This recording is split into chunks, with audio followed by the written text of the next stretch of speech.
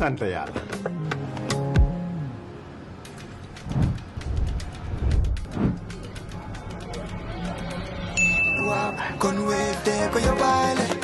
looy xaar utal Wave nga scan nga fay te nag doo ci yokku dara.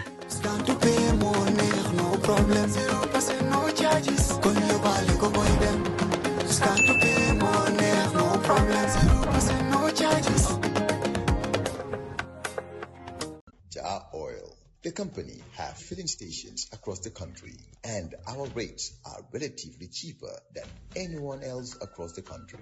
JAH Oil is the biggest producer and distributor of cement in the country with the most competitive prices in the market. In the Gambia, we all move to different paces. Time is money, convenience is power, and now both are in your hands. No more long lines, no more late payments, no more missed chances. Not anymore. Because now the Gambia has its own super app, ZAP. One app, one tap, endless convenience. Send money instantly, pay your bills in seconds, shop without borders, pay your rides, order your meal, buy your ticket, deposit and withdraw money for absolutely free. No extra charges, no hidden fees, only on ZAP Super App. This is not just convenience. This is confidence. This is the future in your hands. And the best part, ZAP is born right here. Built for us, designed for every Gambian home, every Gambian dream. So don't wait in the past. Step into the future. Download ZAP today on App Store and Play Store and enjoy endless free services. Call us today on our toll-free number 1666 or on 260-0001. ZAP. All in one. All for you. Tap in. Zap in. It's Thursday, the 18th of December 2025, and live on West Coast Radio, 92.1 megahertz on the FM band and online at www.wcr.gm. It's Coffee Time with Peter Gomez, and now we speak to our final guest this morning. And for weeks now, the Gambia has been gripped by a crippling cement shortage. At the heart of the debate stand two names: government and JAH Oil, the country's biggest cement dealer. Critics accuse government of pursuing a protectionist policy to shield, quote, local manufacturing that many argue doesn't truly exist. JAH Oil, meanwhile, dominates the market and has become the lightning rod, if you like, for public frustration. A punitive tariff was widely blamed for blocking cheaper import from Senegal. Yet, as today's newspapers have reported, even after government quietly lifted that tariff under pressure, cement prices remain stubbornly high, still far above JAH Oil's own rates. So where does the real problem lie? Is it in government policy? Is it in market power? Well, to help us untangle the controversy, I'm joined by Mohamed Haidara. He's the managing director of the JAH Group. And in this case, since we're talking about JAH Oil, we'll say the GM of JAH Oil. Mohamed, thanks for coming. Thank you. First of all, what's the latest update regarding the cement consignment? I almost said fuel. Today we're not talking about fuel, we're talking about the cement consignment destined for the Gambian market. Thank you, Peter, and thank you, everybody out there. My greetings to everyone listening, and to your very self for having me once again to talk about what everybody's talking about in the country, and also to try to set light and focus mainly on facts, not on sentiment, imaginary and sentimental. The situation, as we know, I told you the last time, is mainly caused by one and only one thing. And there's a good reason why we did that. And then if at all we are going to face certain kind of pressure from the public, as a business, we have nothing to lose. We'll get into the details of that. But we know that a big ship. With that's what I'm saying. Right now we have two big ships. Oh, two. The third one today is what? Today's the 18th, Thursday. The third one is arriving today. Oh wow! With another 60,500. And this third one will join the previous two in being stranded. Stranded and then slowly being lighted due to bad weather. At this time of the year, it's not hidden. We have bad weather everywhere, windy, especially in the middle of the sea. It's very bad there. at this time of the year. So this is what has stranded those vessels. So despite all the talk, JAH Oil is undeterred. They are going about their business. They are destined, or rather they are committed to flooding the market with cement. And despite all the talk, they're still going ahead and bringing big ships. Yes. We're still going ahead to bring this big ship because we believe that is what is going to solve the Gambia's problem. You cannot build a house without digging into your pockets and sacrificing what you love most and do away with it. That is money. Everybody wants to see your bank account swelling. But if you want to build a structure, you have to see that bank account, going down. And that's the sacrifice you are making to get where you want to get. It's the same thing. So people have to understand that good things come through sacrifices. The reason why we are doing this, bringing these big vessels, it's not because we just like it. Okay. It's to the best interest. Okay, so the ships are out there. Yes. What do you call them? Lighteners, or The ships, the big that are ships, going and taking off the cement. Yeah, the lightering vessel is a smaller vessel. Okay. A daughter vessel that goes there. Okay, they're going back and forth, but because of weather conditions, that is slow. Something is very slow. Okay. But we are hopeful that if weather permits it, the first one should be finished during the weekend. And when that one docks, people will visibly see with their eyes. I don't need to sit here to tell them that cement is available. They will see. Absolutely. Yeah. I'm sure when you woke up this morning and saw the newspapers, you must have been very happy, because if JAH Oil has been accused of monopolizing the cement business and driving prices up, the question becomes, why is it that even though government has lifted the cement tariff and imports can come in from Senegal, the price still remains high?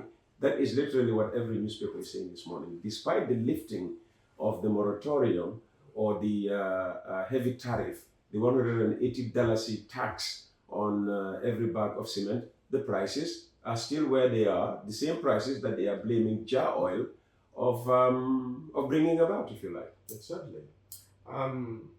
It's a vindication, but I'm not surprised, because we've said this to government when they said that's the solution they have in mind. I told them categorically clear, on no certain terms, that yes, if that is going to satisfy you, think it's going to solve the problem, you can go ahead. But I can bet it will not solve the problem. In fact, it's going to make matters worse for two reasons. One, at least people are still getting it. It's not like the country is 100% dry of cement. Cement is still there, and they're getting the highest quality. You mean people are over-exaggerating? Yes, they're exaggerating. Quote-unquote crisis. Yes. Cement is, and you can drive around, you can see cement trucks, you make with cement trucks, you go to shops, you find them there. It's just that the price is not letting, despite the fact we are selling at $3.90. So we told them categorically, you think that it's going to solve the problem, taking cement from Senegal? Try it, and you will realize that it's going to make matters worse for two reasons. Number one, you'll be bringing a substandard, I won't call it substandard, but cheaper version of the cement that is 32.5R, which Gambians are not building their structures with. And then they will be buying that very cheap version for a very high price, higher than what we are selling. They didn't believe it, because they believe. So you're suggesting that Gambians are paying more for less quality? For a cheaper quality. Okay. And right now, that's what's happening. So they said, okay, they will just try it and see what happens. We said, okay. So when they first came, the first batch of trucks entered. What they promised even before bringing this batch of trucks is that we'll sell cement for $4.20. I did the numbers. I said, that's not possible. I said, no way you can buy from there and sell it at $4.20. It's impossible. I told them that if they are generous enough, they can do it at least $4.50. But which I even doubt they will go to $500 to $600. That cheaper version. People are still I have receipt to this, proofs to show you. I personally bought from shops selling that version for $550 to $600. It's the best way to prove. Yes, and I have them on my phone. You understand? Receipts with the pictures of the cement I bought. You understand? There's a reason why there's an outcry in all the newspapers this morning. Exactly. So that is what is happening. And also, people think they will float the market. They are unable to float it, because do you know why? Why? The reason is this. What they were enjoying previously, when the borders were widely open, is no longer there. Even though the 180 is gone, but the normal VAT that they are supposed to pay, that is pegged to $30. It could be more, but the government decided to peg it there. Now they have to pay that because all eyes are on them, because that's what they were accused of, that they were not collecting this VAT from them. Now all eyes are on them and they are collecting that VAT. So when you add that VAT, that tax comes to what they are buying from Senegal, you bring it across the border, enters in the Gambia, it's 420. Let me come in at this point so that we put proper context to what how much does cement cost in Senegal? Which if you translate, because you buy it in CFA, you don't take your dollars. If you translate it in dollars, it will cost you about $410, $420. Oh wow! That is if they have waived from the point of origin. They will waive the taxes because it is for export. That's why they write on the bags for export only. Okay. It will still cost you that $400. Now you add a $30 component, it will go to $440. Yes. So let's say then you can budget well. There's transportation. This is why I'm very generous. I said $410, $420. That's what it will cost you. Now you came with all that trouble, all that cost, the transportation. You need to add something to that to make a profit. And with the way these cement sellers are now behaving, $10 used to be a good, comfortable margin. Yes. $15 is, now they are looking for $50 to $100 is margin. You add that, tell me yourself what the number will be. It will be far above what they are. And it's not going to be far above what we sell, but also they are selling a cheaper version to the country. And this is why the volume of the import has decreased significantly, because there's no profit anymore. They prefer to come to us, queue there for days, if they wish, get it for $3.90, and still make a very good margin without any hassle, compared to going across the border, paying your drivers for their food and feeding, and then settling your way all the way to Dakar in different checkpoints. All those are adding to your cost. Your transportation, a minimum of 12,000 CFA. You understand? And then you come across the border, it costs you $410, $420. How are you going to sell it to the population? So all the chatter about nañ ubbi frontière bi su ko defee ciment bi duggee from Senegal mu yomba, you're saying this was just it's just a propaganda, because they believe that is how they can make the system looks bad. Okay. You see, when I say the system, I'm talking about government, because what government did, those who were enjoying that scheme of fraud, bringing cheap cement, you don't pay taxes in Senegal, you don't pay taxes in the Gambia, and at the end of the day, you get rebate in Senegal. So it was a very sweet scheme, free money. I would call it 100% free money. So they believe somebody has just said, you want to enjoy doing business in this industry, invest in it, build factories like these other people, build it, and then employ Gambians, and we will protect you. Just like how every ECOWAS member state is doing currently in the sub-region. On that issue of government protection, people say, well, maybe because you are enjoying it, you are not paying some of the taxes that the small players are now being subjected to. How do you respond to that perception? That's a complete fallacy, because the problem is, Peter, what we pay, and people listening, let them investigate what JAH OIL pays to GRA. Monthly. Well, GRA, the Commissioner General was here. So our minimum usually be the bank. And he admitted that what GRA was getting from JAH OIL, put all the small players combined, despite what they were saying that in 1 year they claimed that they were paying over 600 million. No, they said million or they were saying 600 million, but actually when we look at the Auditor General's report, they've recorded about $1 billion. But what they show in the books is 25 million for a year. That is not even half of our monthly contribution to GRA. So we pay everything. They've been subjected at the border. We pay the VAT, we pay the processing fees and everything, like what they are now subjected to pay in the interest of fair play. You understand? We pay this. So on a monthly basis, what we bag for GRA is about 70, 75,000, 80,000, 90,000, depending on the volumes we trade. You understand? Per month, 70 million, 75 million to sometimes $90 million is in a month. So you cannot compare this. So Gambians have to be fair to the country. Let us not be selfish in the way we think. You see, one thing is to being educated, to bag a doctorate degree wherever you at school. But what is important about education, the way we are taught, is to mold you, to change your way of thinking, to see how best you can contribute to society, or to contribute to human development, and to contribute to how your country will grow. That is what we call patriotic way of thinking. But if I told you the way you are molded, because of you don't want to be molded, you've already been chronically molded based on whatever upbringing, and then you want to be always self-centered, even if you back double doctorates, nothing will change. The country wouldn't have to benefit. Some people believe that the cement shortage has become more than an economic issue. It's become political. Yes. All right, maybe you listen to radio. I do. We hosted a conversation here last week on the cement shortage, and people were openly associating the expansion of JAH Oil's business with either a collaboration, a partnership between him and the head of state. We're heading into an election year. Do you think JAH is being targeted because of the perception that he's doing business on behalf of or in partnership with the head of state who is seeking re-election? Peter, that's the most ridiculous statement that will come from a person's mouth.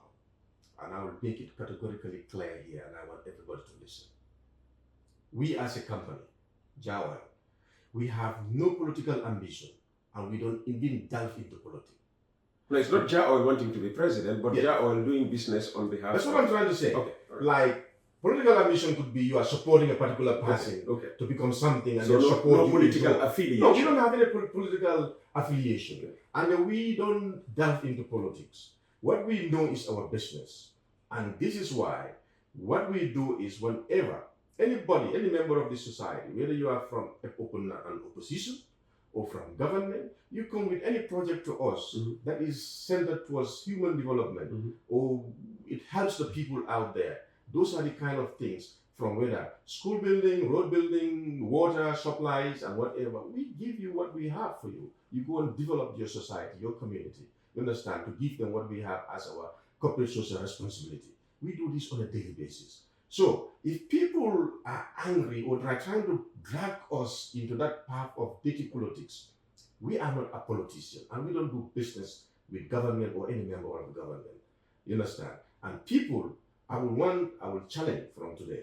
If anybody is sure of what you are saying, I am here giving you, the license to come here or to go to any media house, display it there in clear black and white. Make sure you have the facts, because if you don't have the facts, I'll drag you to court. You understand? But get the facts, show it to the world. That's what we want. Let them bring the proofs and show it to the world that yes, we have proofs. JAH Oil is working with government. They are partners. When we were starting business, way back in the 90s, you understand? When this company was built, where was this government? And where was Barrow as a president? Good question. Where was Barrow? I can't drag him to the studio. He found us strong in business before he becomes president. You understand? We don't... So in short, Barrow is not an investor in any of the JAH Group Not businesses. at all. And I'll tell you another thing.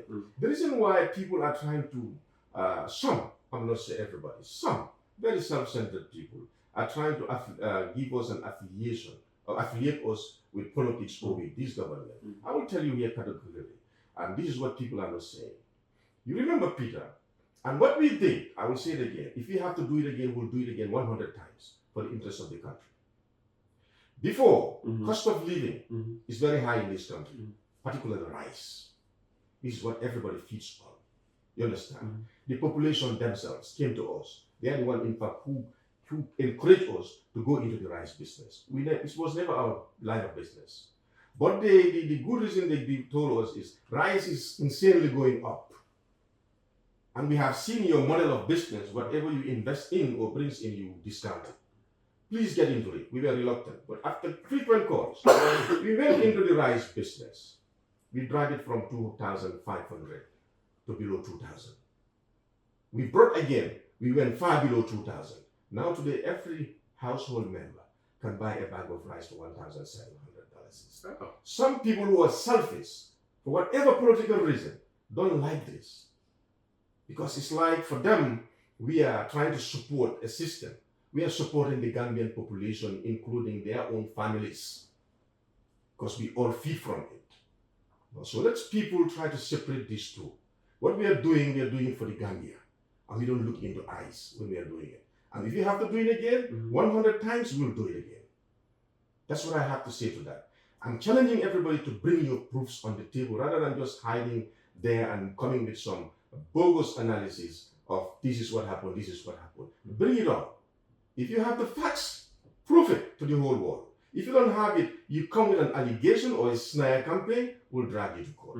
So in short, you're saying that JAH Oil is not prepared to be a political punching bag in this election season, but you will actively defend your role in the market. Of course we will.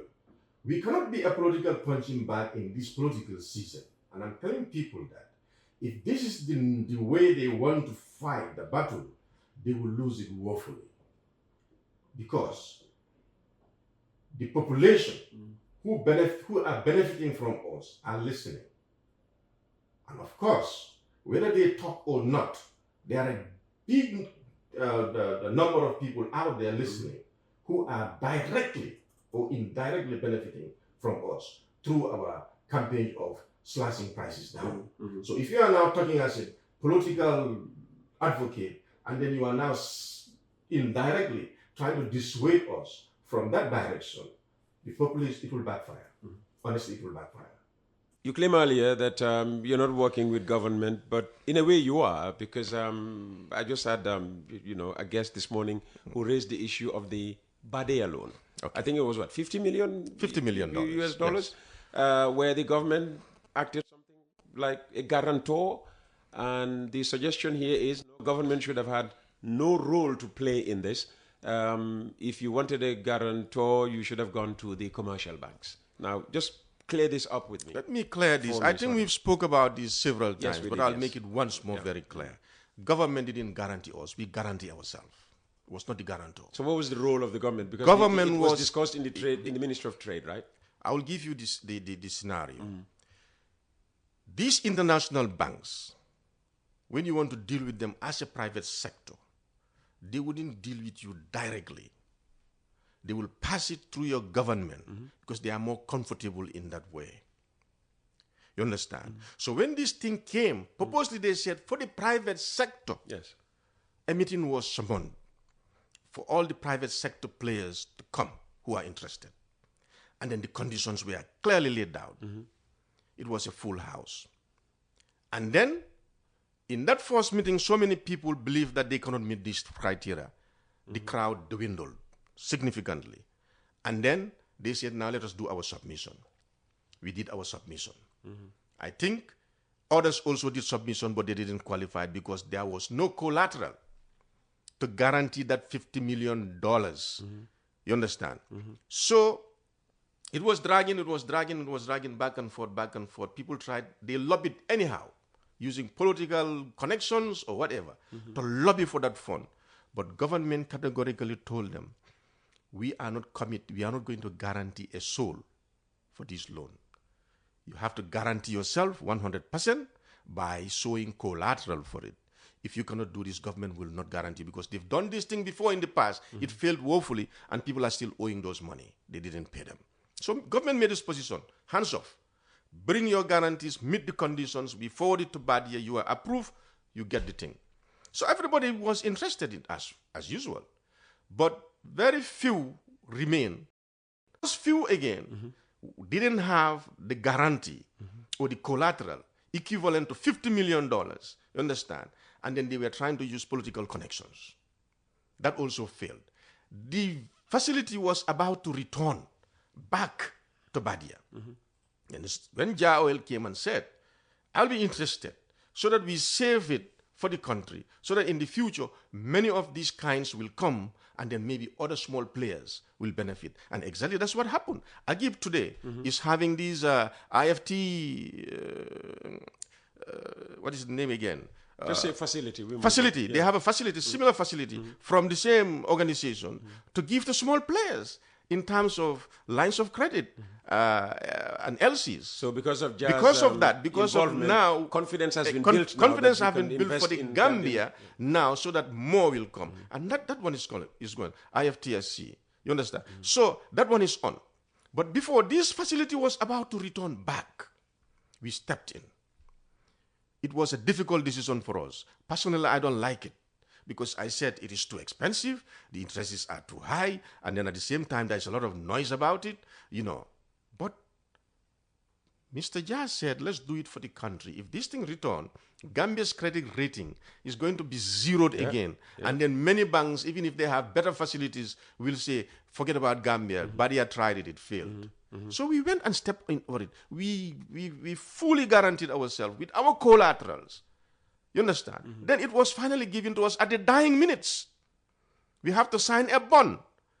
The lawyer, Attorney General's chambers, they draft that agreement. We are fully tied into it. If something had gone wrong, it would have been a disaster for us. Some but of we your took the assets risk. would have been sold off. Everything would have been sold off. But we took the risk. Thank God we used it. We've paid it 100% back. We're not owing a dime again. Okay. Which is a plus for the Gambia. Well done. So what do these backdoor analysis ones? All right. We need to say this in Wolof and Mandinka because cement is everybody's business. Just finally, what's your message for Gambians, if any, on this cement issue? On the cement issue, what I'm trying to say, Gambia, let them see JAH Oil as a price stabilizer in this country. We are blessed as a nation to have JAH Oil. I'll give you an example. Senegal has cement factories. They produce them from zero. On retail today is about $500. I can give you the equivalent in CFA. It's about 3,800 CFA franc per bag. Let people do the conversion. It's about $500 Manufactured in Senegal. Manufactured in Senegal. Retail in Senegal at $500. $500. You understand? And it's a cement producing nation. You go to Nigeria, it's about 10,000 naira per bag. It's about $500. And these are qualities called 32.5, not our 42. So you're selling a higher grade cement. Yeah, we are still selling a higher grade cement, 42.5 R, and then we are beating the very producers in prices. How we did it is because why we are in this mess. But if the people are not appreciating that, as a business, we could recoil. And what will happen is we'll go back to the drawing board and do a full pass over to the consumers. And that will not be good. And that's what we have been running from day one, so that we don't do a full pass over of the cost. I know the perception is you're getting support from the government, but would you have loved to get more support from the government in this case? I mean, here you have a big ship. I mean, you thought it can just come to our port and dock, and then you offload, and now you're going through all these difficulties. It's costing you more to try to get the cement into the country. You're not complaining, and you're still, we are still managing painfully. And still being criticized. And still being criticized by the very people we are trying to protect. That is the population. We are trying to avoid them paying $500 per bag. Can you imagine? We could have brought this cement the way we used to do it traditionally. Bring smaller vessels, 35,000 metric tons, 30,000 metric tons, land it into the country at a very high cost, and do a full pass over, and do from our factory gates $425, $430 per bag. What will be the retail? Will be like Guinea-Bissau. Cement is about $700 is there. Yeah. We are not very far off. You understand? So this is what we are trying to avoid as because a somebody sent us a message here said that they were buying cement at $650. Exactly. That's very close to but that's at the retail point. But for us, our factory gate prices is $390. It has never changed. This is why I wrote a paper which I circulated very widely in government, advising them that this price distortion in the market is man-made, is collusive, and it's a cartel-like behavior. And the only way they can stop it, not JAH Oil, we don't have the power to do that. The government is the only body that can do that by at least coming with a price cap. Because people are taking advantage of the consumers. They are just extorting money from them unnecessarily. Because you cannot buy cement at $390 and go and sell it for $600. Okay. Who does that? You understand? So let the people understand that we are doing a lot of sacrifice. We are taking a lot of hit and punch. But for the sole purpose and the sole reason of trying to protect our consumers by making cement affordable to them. We could have done a full pass over by saying that, oh, let us not go through all these things. That's how it is dictated. The port is shallow. They didn't draft it, even though we've been telling them over a year. You know. And it's hard to say, but even if cement was going to retail at $1,000 per bag, it will be bought. It will be bought. Yeah, unfortunately. We could do a full pass over and say that, okay, the Gambia Port Authority didn't write the port, and then now we cannot bring these small vessels. When you bring them, the landing cost is going to cost you at the factory gate $420, $430. Let's do it and pass it over. And then people will retail at $700. But that's not But we refuse to do that. This is the only way forward for the Gambia. And it's a matter of a very short time. This matter will be stabilized 100%. As I told you, by today we have 3 vessels at sea. We have over 245,000 metric tons of cement sitting at sea. Gambia, that's 3.7 million bags of cement. You understand? Only for December. When January comes, when you put our January supply and the December, it will be about 5 million bags of cement. What have we done wrong? It's a problem of structural issue. So let people leave this issue being politicized, trying to blame us for everything. We are trying to save the country and the consumers to the best interest of the consumers by being generous enough to bring this large vessel so that we can bid the prices down, so that we will not be like other countries like I just mentioned recently, like Nigeria buying it at 500, and that's 32.5. 42.5 will be around 600 in those countries on a retail point. Okay. This is not the country, this is not the prices this country want. So this is a sacrifice we are doing, painfully. But if people are pressuring us to retract or to backtrack, we'll do it. It will come at a cost. But we refuse to be intimidated because we know politics is also being played into this. And this is why we've been self-restrained, because we understand we are in a season whereby people will use everything to politicize it to make everything look bad and then smear us alongside, which we will reject. Thank you.